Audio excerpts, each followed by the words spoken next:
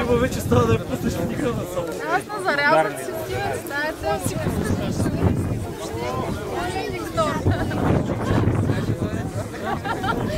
И аз си виках да чекам. Ако падне декора, ще правим втори дубъл.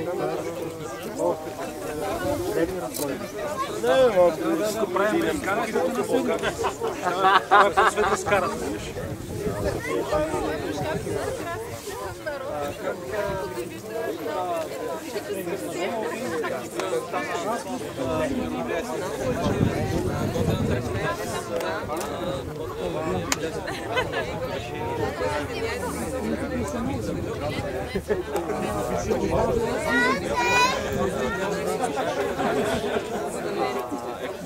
И социални проекти. С тази година помага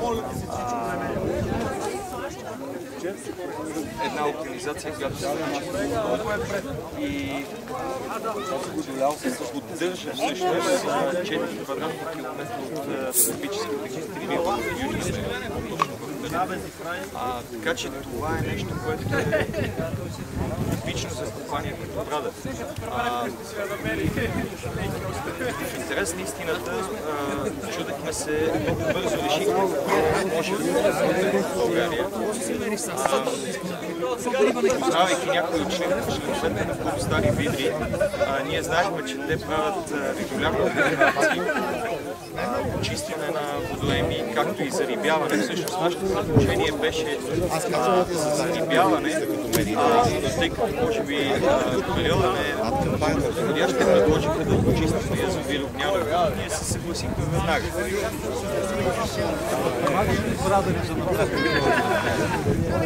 Както вече споменах, Брада е компания, която е ангажирана с такива проекти. За нас идеята е много добра, въпреки че това е бързо мероприятие, което ние помагаме. И даже вече имаме разговори с клуба в следващите 2 години да си помагаме всяко едно от тях. Мама ми каза с една от своите и аз се послушам.